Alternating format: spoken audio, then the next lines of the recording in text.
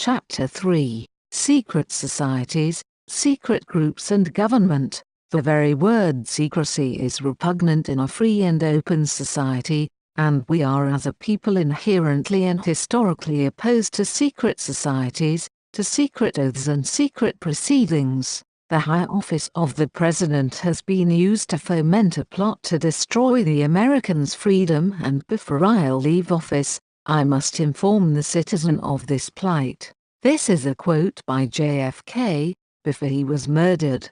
There exists a shadowy government with its own air force, its own navy, its own fundraising mechanism, and the ability to pursue its own ideas of national interest, free from all checks and balances and free from the law itself. This is a quote from Daniel Inouye. Jim Marrs writes in his excellent book entitled Rule by Secrecy that the idea that a small, wealthy, ruling elite controlling America appears to be well supported by facts because a disproportionate amount of the resources in America are controlled by a handful of its massive population. He highlights a study in 1983 by the Federal Reserve Board in which they found that 2% of U.S. families controlled 54% of the nation's wealth and that 10% of the people own 86% of the net financial assets. This was so long ago. Imagine what those figures are like today. Most high-powered governments have a government behind the government. This is a quote by Robert Shapiro. He went on to say that the majority of American families, 55%, have zero or even negative net worth. The U.S. Census Bureau highlighted that from 1992 to 1994, the wealthiest 5% share of the nation's income rose by 14%. Unsurprisingly, this scenario was also highlighted as being echoed on a global scale. Ben Herschler, reporting for Reuters in January 2017, found out that only 8 male individuals own as much wealth as the poorest half of the world's population, according to Oxfam. This finding by Oxfam was highlighted ahead of the gathering of the super-rich for the World Economic Forum in Davos. 50 men have run America, and that's a high figure. This is a quote by Joseph P. Kennedy. Some of such families have ties with secretive organizations and societies, so who are they? For example, the shadow government, secret government or invisible government, is a family of conspiracy theories based on the notion that real and actual political power resides not with publicly elected representatives, for example, the United States Congress or the Conservative Party in the UK, but with private individuals who are exercising power behind the scenes, beyond the scrutiny of democratic institutions. According to this belief, the official elected government is in reality subservient to the shadow government, who are the true executive power. Conspiracy-orientated literature postulates the existence of a secret government who are the true power behind the apparent governments. Some authors believe members of the secret government may represent or be agents for groups such as the Council on Foreign Relations, the Royal Institute for International Affairs, the Trilateral Commission, the Bilderberg Group, CIA and MI6 in co-operation with international banks and financial institutions such as the World Bank and the Bank for International Settlements. 300 men, all of whom know one another, direct the economic destiny of Europe and choose their successors from among themselves. This is a quote by Walter Athenor. Milton William Cooper claimed that the shadow government was in cooperation with extraterrestrial aliens. His 1991 book Behold the Pale Horse, influential among UFO and militia circles, describes the doings of the secret world government and a variety of other covert activities associated with the Illuminati's declarations of war among the people of America.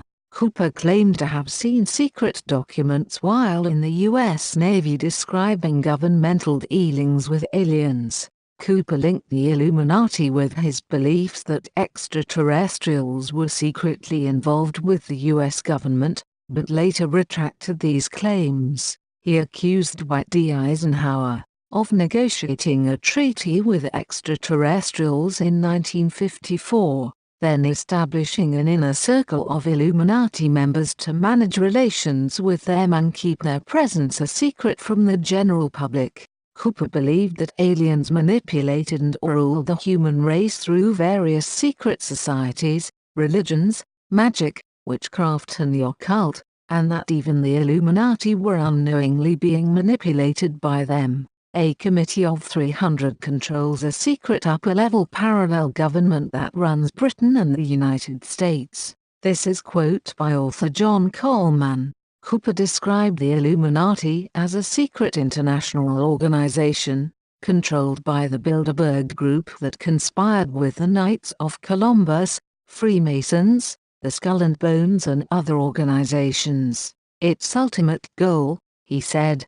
was the establishment of a new world order. According to Cooper, the Illuminati conspirators not only invented alien threats for their own gain, but actively conspired with extraterrestrials to take over the world. Cooper believed that James Forrestal's fatal fall from a window on the 16th floor of Bethesda Hospital was connected to the alleged secret committee Majestic 12 and that Jason Advisory Group scientists reported to an elite group of Trilateral Commission and Council on Foreign Relations Executive Committee members who were high-ranking members of the Illuminati. Those who manipulate this unseen mechanism of society constitute an invisible government which is the true ruling power of our country. We are governed, our minds are molded, our tastes formed, our ideas suggested, largely by men we have never heard of. This is a logical result of the way in which our democratic society is organized. In almost every act of our lives, whether in the sphere of politics or business, in our social conduct or our ethical thinking, we are dominated by the relatively small number of persons who understand the mental processes and social patterns of the masses. It is they who pull the wires that control the public mind, who harness old social forces and contrive new ways to bind and guide the world. This is a quote by Edward Bernays. It is useless to deny, because it is impossible to conceal, that a great part of Europe, the whole of Italy and France and a great portion of Germany, to say nothing of other countries, is covered with a network of these secret societies. And what are their objectives? They do not attempt to conceal them.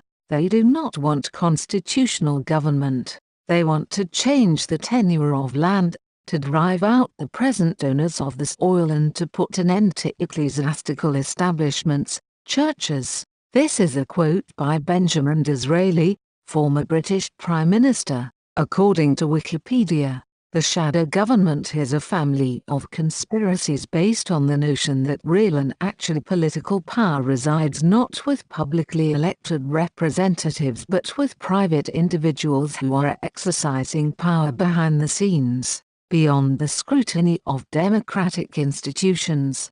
The official elected government is in reality subservient to the shadow government who are the true executive power. Race consciousness and discrimination on your planet have always been orchestrated by the secret government, which wants to distract you with discordant human emotions to render you more manageable as a mass, holding you focused on the ridiculous so that your desire to question the far more serious issues facing your race will wane.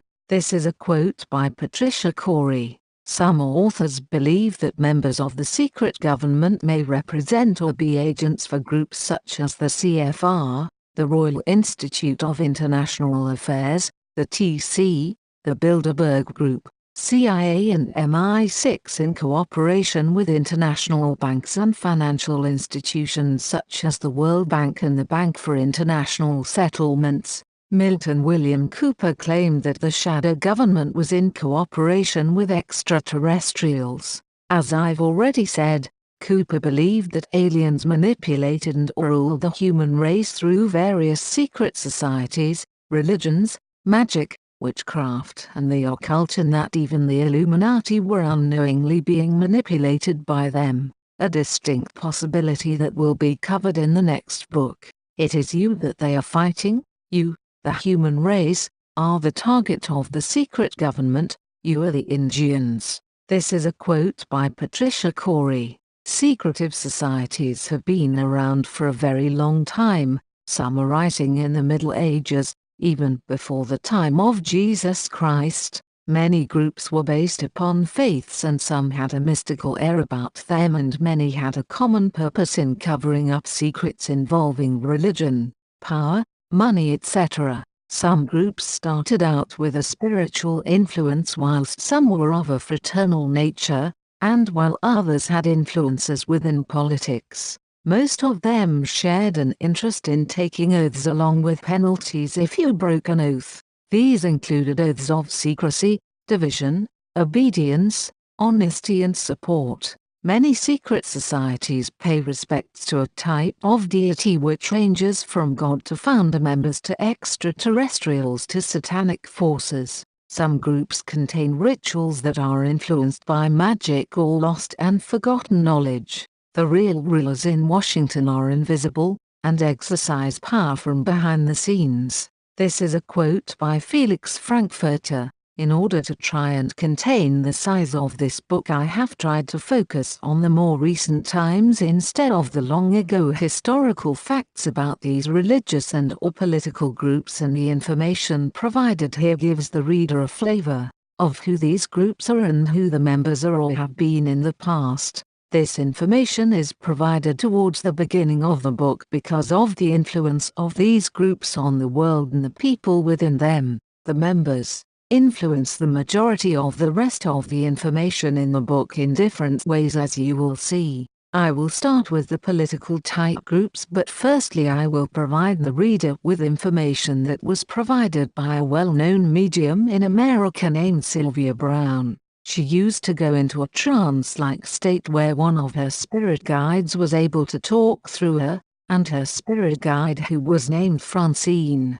predicted that communications would be manipulated and affected in such a way that people could make bombs, regulate health care and transportation, and instigate wars, and when asked why, she said the following in 1970. For control and to make a worldwide power. And she also commented that if you push people down far enough with fear, terrorism, transportation problems, economic messes, needless wars and wasted natural resources, you'll get a complacent, defeated nation. Wise and thoughtful words indeed. The real truth of the matter is, as you and I know, that a financial element in the large centers has owned the government ever since the days of Andrew Jackson. This is a quote by Franklin D. Roosevelt in a letter to Colonel Edward House.